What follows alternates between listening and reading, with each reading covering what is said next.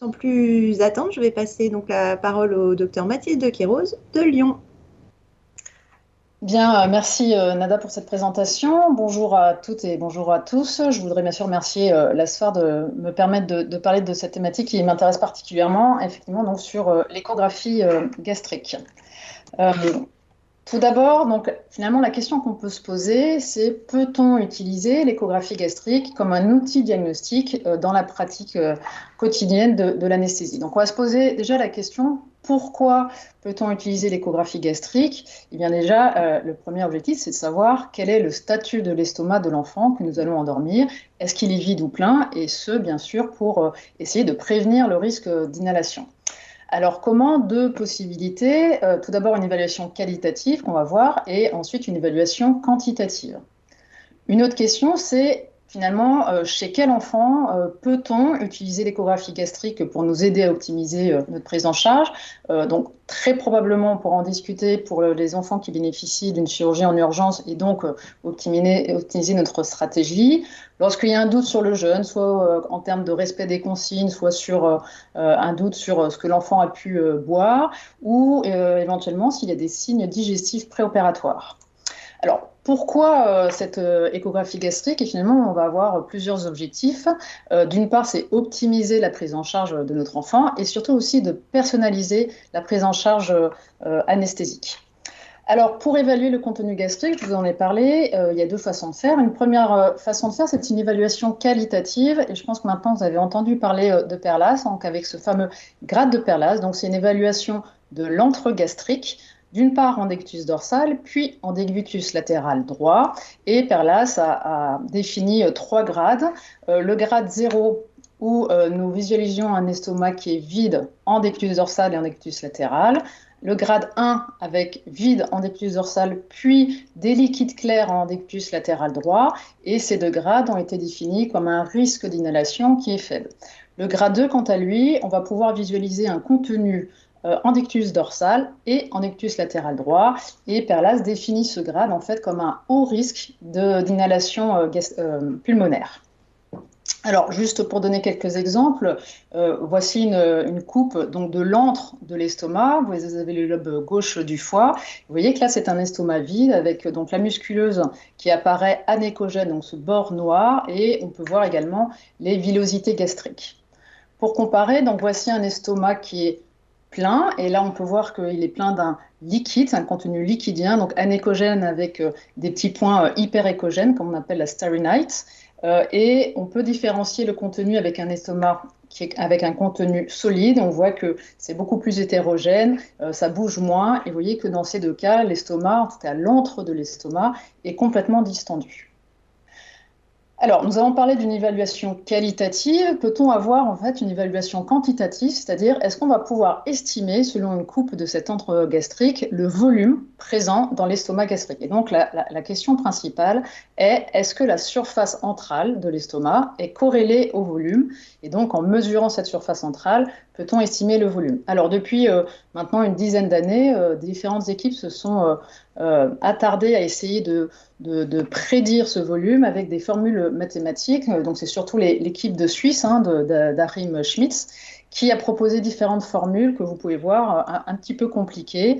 Et malheureusement, encore à l'heure actuelle, donc ça c'est une compile des trois formules utilisées, retrouvées dans la littérature. Et vous voyez que finalement, les biais sont assez importants avec des limites inférieures et supérieures sur le volume estimé de l'estomac qui est trop important. Donc malheureusement encore, des formules mathématiques qui donnent une estimation plutôt imprécise du volume gastrique. Alors pourquoi ces limites de l'estimation quantitative chez l'enfant? Eh bien le problème, et ça c'est pour tout le domaine de la population pédiatrique, c'est cette hétérogénéité entre 0 et 18 ans, 2 kg et 150 kg, donc une hétérogénéité qui peut donner quelques difficultés à estimer ce volume. Également, Lionel Bouvet en 2019 a montré chez l'adulte que la position en proclive à 45 degrés permettait d'augmenter la sensibilité de ces formules. Et pour l'instant, à l'heure actuelle, il n'y a pas encore de données pédiatriques sur cette position optimale. Il faut savoir également qu'il existe des variations des repères anatomiques, hein, pour calculer la surface antrale. Il est rapporté qu'il faut avoir la surface centrale et on peut voir également sur la même coupe la veine mésentérique supérieure et l'aorte. Et comme on peut le voir sur cette coupe scanographique, vous voyez deux enfants avec finalement l'antre chez un enfant qui est bien aligné avec les repères vasculaires. Chez l'autre enfant, l'antre gastrique n'est absolument pas aligné avec ses repères vasculaires, donc une difficulté à essayer d'avoir une formule mathématique idéale pour tout le monde. Et donc, quand on parle de variation anatomique et quand on parle d'échographie, vous voyez que c'est juste un petit rappel. Échographie dit étude dynamique, donc on va essayer de retrouver la plus belle image de l'antre gastrique. Alors, est-ce que, autre question, l'échographie gastrique peut changer ou pas notre stratégie d'anesthésie? Donc, une première étude réalisée chez des enfants qui devaient bénéficier d'une chirurgie pour une sténose hypertrophique du pylore. Hein. Donc, pour rappel, c'est une occlusion au niveau du pylore, donc un estomac qui est considéré comme plein. Donc, nous avons réalisé chez 34 enfants des coupes de l'antre gastrique. On a eu 3 échecs avec une impossibilité de réaliser cette échographie. Et finalement, nous avons pu avoir des données chez 31 enfants. Et vous voyez déjà un résultat intéressant puisque malgré le fait qu'il y ait une sonde nasogastrique en place, 70% de ces enfants avaient un estomac plein à l'échographie gastrique et 30% seulement avaient un estomac vide. Ensuite, nous avons aspiré au travers la sonde nasogastrique, comme on peut le voir sur cette vidéo, sous contrôle échographique, donc les estomacs qui étaient considérés comme pleins, et nous avons pu vider 21 des 22 estomacs, et ce qui a entraîné un changement de stratégie d'anesthésie, c'est-à-dire que vous voyez là en direct la vidange gastrique sous contrôle échographie, et nous avons pu réaliser une induction dite classique, c'est-à-dire pas une induction à séquence rapide, chez les enfants qui présentaient un estomac vide à l'échographie. Donc vraiment là, ça a permis d'optimiser et aussi de personnaliser la prise en charge de ces enfants. Autre étude qui concernait les enfants qui bénéficiaient d'une chirurgie en urgence, on a voulu essayer d'évaluer finalement entre l'examen clinique avec l'anamnèse interrogatoire et l'échographie, qu'est-ce qui permettait de prédire si l'estomac était plein ou pas. Donc nous avons de façon prospective inclus 144 enfants. Une première étape était l'évaluation clinique par l'anesthésie qui prenait en charge cet enfant, avec un interrogatoire, un examen clinique, selon la pathologie chirurgicale. Donc 41 enfants sur ces 144 étaient considérés sans risque d'inhalation, c'est-à-dire qu'il y en a qu'un estomac vide, donc l'anesthésiste pensait adapter une induction classique. 70 étaient considérés comme à risque, avec une nécessité d'une induction en séquence rapide, et 30 enfants n'étaient pas concluants. Donc après une évaluation clinique, l'induction en séquence rapide était réalisée dans 60% des cas. Ensuite, nous réalisions par un expert en échographie gastrique donc, le statut de cet estomac avec l'échographie. 13 ont été impossibles du fait de l'air ou d'un enfant qui n'était pas mobilisable. Donc, nous avons retrouvé 57 estomacs vides, donc, qui entraînaient une induction classique, et 73 enfants avaient un contenu gastrique, 26 grade 1 et 47 grade 2. Et finalement, après l'échographie, il y a eu un changement de stratégie d'anesthésie chez presque la moitié des patients, que ce soit un changement en termes de... On pensait faire une induction séquence rapide et après l'échographie, nous avons réalisé une induction classique et vice-versa. Une induction classique était prévue et finalement a été transformée en induction en séquence rapide devant la présence d'un estomac plein sur l'échographie gastrique. Et finalement, quand on poulait les résultats, la technique appropriée en fonction du volume aspiré par la sonde gastrique après induction. Donc la technique était appropriée dans 85% des cas après échographie gastrique et seulement dans la moitié des cas après une évaluation clinique. Une autre aide de l'échographie, plutôt là sur la période du réveil, donc c'était un travail sur les enfants qui bénéficiaient d'une chirurgie ORL avec notamment des amygdalectomies, des adénoïctomies, ou parfois du fait de ce saignement, on se pose un petit peu la question du statut de l'estomac en post-chirurgie, à la fin de la chirurgie, et donc l'échographie gastrique était réalisée avant chirurgie, puis après chirurgie, et un des résultats les plus intéressants, donc là vous voyez que c'est la surface centrale en dectus latéral droit, et finalement, il n'y avait pas de changement en termes de surface centrale, c'est-à-dire qu'après chirurgie, l'estomac était considéré comme vide, comme avant la chirurgie, et donc on pouvait optimiser le réveil et l'extubation de ces enfants. On s'est également posé la question, est-ce que finalement les enfants qu'on endort pour des chirurgies programmées, ont suivi les consignes de jeûne, donc de façon prospective, des échographies gastriques ont été réalisées chez les enfants qui bénéficiaient d'une chirurgie programmée et qui étaient à jeun. Donc 200 enfants ont été inclus de façon prospective et finalement, à l'échographie gastrique, nous retrouvons 6 enfants, donc soit 3% de la population, qui présentaient un PERLAS 2, c'est-à-dire un estomac plein qui était considéré comme un estomac qui était plein en décubitus dorsal et plein en décubitus latéral, donc grade 2, donc supposé à risque d'inhalation. Et pour remarque, ces 6 enfants présentaient seulement un contenu liquidien. Donc ça aussi, ça permet éventuellement d'étudier ces populations d'enfants qui finalement ont bien suivi les consignes de jeûne, mais on voit bien sûr que certains enfants ont toujours un estomac plein. Donc finalement, est-ce qu'on peut proposer un algorithme? Donc là, c'est les adultes canadiens avec Peter van de Putte et puis Anaïs Perlas qui a proposé cet algorithme qui est intéressant. Donc, il propose une première étape de pratiquer une une évaluation qualitative avec le grade de Perlas. Si le grade est considéré 0, c'est-à-dire à faible risque, donc là, on peut s'arrêter là. En cas de visualisation d'un contenu notamment solide. Donc là, on peut également s'arrêter là en disant cet enfant présente un haut risque d'inhalation et donc adapter nos stratégies d'anesthésie.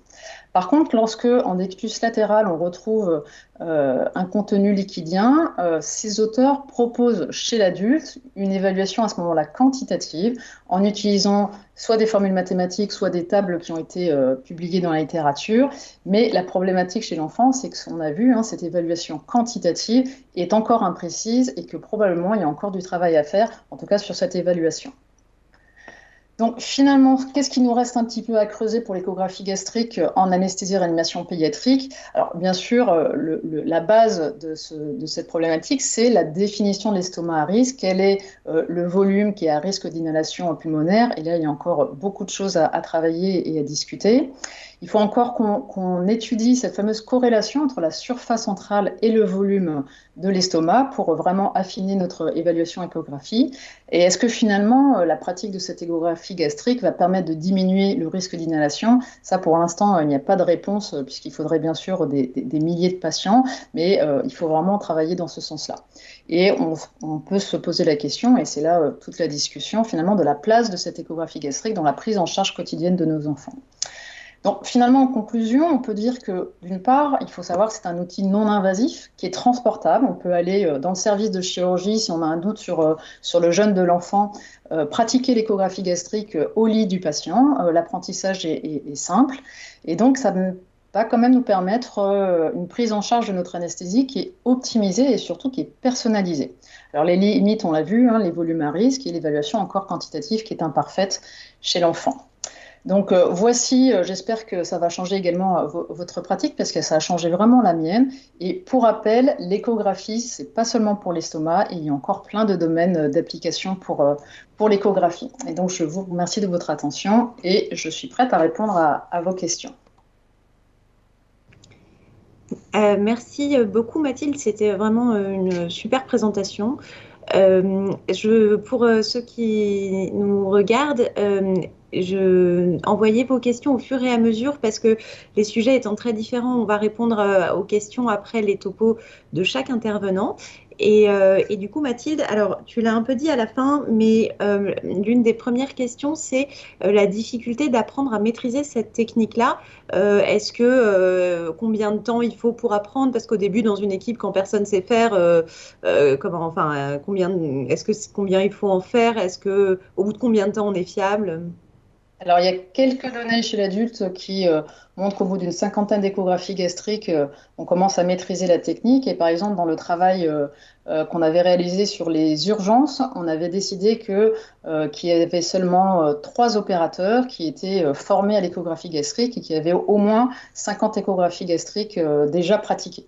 Donc après, il y a toujours une étape de formation pour ces techniques et je vous encourage vraiment sans se poser des questions, savoir est-ce que je vais changer ma stratégie, mais chez tous les enfants endormis, pensez à jeter un coup d'œil sur l'antre gastrique, à vous entraîner juste pour voir et vraiment s'habituer à la prise de repère pour cette échographie. Super. Alors, une deuxième question, je pense que ça a trait à ce que tu as montré sur la sténose du pylore. Est-ce qu'il y a un bénéfice à faire une aspiration de l'estomac sous écho ou juste la faire sans écho, c'est pareil et voilà. Qu'en Alors, penses-tu? on va dire, si déjà, notamment pour les sténoses hypertrophiques du pylore qui arrivent normalement avec une sonde gastrique, on peut se dire, bah, finalement, l'estomac était déjà vidé auparavant, mais on a vu que finalement non, hein, dans la majorité des cas. Alors déjà, même si vous ne pratiquez pas l'échographie gastrique, chez les tout petits, bien sûr, hein, ceux qui n'ont pas encore leur alimentation diversifiée, ce sera forcément du liquide dans l'estomac, et là, il faut aspirer au travers de la sonde gastrique. L'avantage de l'échographie, c'est un contrôle direct, et on va pouvoir, parce que on sait que l'aspiration à travers la sonde gastrique peut parfois être incomplète, hein, qu'on n'a pas 100% du volume aspiré. Et là, on va pouvoir contrôler de façon directe, de façon visuelle avec l'échographie gastrique. Donc, c'est vraiment une aide. On contrôle, on fait un geste et on contrôle par l'échographie. Ok, donc en fait, effectivement, il y a un bénéfice. Parfait. Et j'ai une autre question pour toi. Est-ce que tu penses, et est-ce que c'est comme ça que vous faites chez vous, que sur une intervention qui est supposée être faite en urgence, pour laquelle le délai de jeûne n'est pas respecté, est-ce que vous, si vous faites une écho et que vous trouvez qu'à l'écho, l'estomac est vide, ça suffit pour vous faire changer votre technique d'anesthésie, alors même qu'on est dans un délai, dans un délai où les horaires de jeûne sont pas respectés. Est-ce que vous le faites et est-ce que tu penses que tout le monde peut le faire? Alors, dans notre équipe, alors tout le monde ne fait pas forcément l'échographie gastrique. Ceux qui ont l'habitude et qui sont, on va dire, qui ont l'expertise de l'échographie gastrique, effectivement, ça change notre stratégie. Par exemple, maintenant, les équipes IAD, à chaque fois, me demandent pas si je veux de la cellule ou pas. Ils attendent que je réalise l'échographie gastrique pour ensuite préparer les drogues d'induction. Donc, personnellement, ça change ma stratégie, même si selon mon évaluation clinique avec l'interrogatoire, je pense que l'estomac va être à risque d'inhalation. Je fais l'échographie gastrique. Si je vois que mon estomac est vide avec une évaluation qualitative, je change ma stratégie pour faire une induction classique. Alors après, je dirais qu'il faut vraiment que cette échographie, cet outil doit être couplé quand même avec l'évaluation clinique, avec l'interrogatoire. Et au moindre doute, et surtout si on ne voit pas bien, on n'a pas des belles images, il faut vraiment être sûr d'avoir la paroi antérieure et la paroi postérieure pour conclure, ça c'est très important. Et si on a le moindre doute, il faut le coupler à l'interrogatoire. Et si l'interrogatoire est prépondérant, à ce moment-là, on utilise la stratégie qu'on a déterminée avec l'interrogatoire et l'anamnèse. D'accord. Et parce que je sais que c'est une stratégie qui est utilisée dans d'autres pays aussi, vraiment sans aucun problème. Est-ce que alors c'est peut-être la question qui fâche un peu, mais est-ce que sur le plan médico-légal en France, tu penses que c'est opposable de dire, ben non, j'ai pas fait une séquence rapide, j'ai fait une induction classique parce que l'estomac était vide à l'écho et en fait mon patient a inhalé. Est-ce que tu sais si c'est déjà arrivé, pas encore? Alors, d'événements opposables, non, Mhm. j'en ai pas eu qui me sont revenus. Par contre, effectivement, l'échographie gastrique n'arrive pas encore dans les recommandations, notamment en français, parce qu'il n'y a pas de recommandation quant aux indications d'induction à séquence rapide. Il est recommandé de pratiquer une induction séquence rapide en cas d'estomac plein. Après, c'est la définition de l'estomac plein et comment on évalue si un estomac est vide ou plein. Mhm. Après, en Europe, effectivement, l'échographie gastrique prend de plus en plus sa place. Il y a des recommandations actuellement qui sont en train d'être écrites au niveau européen où l'échographie gastrique apparaît. Donc, j'espère qu'elles vont pouvoir sortir Oui. bientôt. Mais en tout cas, c'est en train d'arriver. Il manque encore quelques données justement pour dire il faut faire l'échographie gastrique, hein. Pour l'instant, il n'y a pas encore assez de données. Donc, il faut d'abord devenir expert et puis ensuite, bien sûr, publier, qu'on ait beaucoup plus de données pour être sûr que l'échographie gastrique sera peut-être le gold standard. Pour l'instant, il n'y a pas de recommandation quant à l'utilisation d'échographie gastrique. Après, à partir du moment, si on a un événement, mais ça c'est comme pour tout, si on a des arguments avec des images échographiques, enfin, différents arguments, on peut toujours justement proposer ces arguments pour, en cas d'événement indésirable. Bon, bah, merci beaucoup. C'est tout à fait, enfin, c'était vraiment intéressant. Et bon, on a bien compris que c'est une technique qui est en marche et que probablement on va voir arriver de plus en plus dans toutes nos équipes. Je vais passer la parole au professeur Souhail Damani maintenant, qui va nous présenter où les choses en sont avec la NIRS. Alors, je vais essayer de partager mon écran, sachant que je ne retrouve plus la présentation.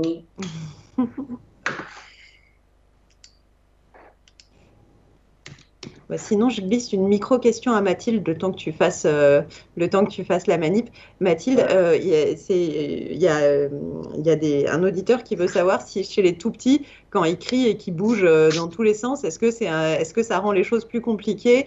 Est-ce que c'est un facteur qui fait qu'on peut avoir une écho moins fiable ou quelque chose comme ça? Alors, tout à fait. Effectivement, une des principales raisons d'échec à visualiser l'antre gastrique, c'est de l'air, puisque l'air va s'interposer entre la paroi antérieure et la paroi postérieure. Donc, on va voir la paroi antérieure et on ne verra pas la paroi postérieure. Et là, il est vraiment impossible à conclure. Il faut savoir, quand on fait un examen échographique, non, je ne peux pas conclure. Donc là, ça ne peut pas m'aider. Effectivement, les petits, quand ils se débattent, quand ils crient, quand ils pleurent, ils avalent de l'air. Et c'est là où ça peut rendre un peu difficile à interpréter l'image échographique. Et c'est pour ça qu'il faut vraiment pas hésiter à mobiliser l'enfant, à le mettre en décutus latéral droit pour essayer que l'air remonte dans le corps gastrique et à ce moment-là qu'on ait une meilleure image. Merci beaucoup.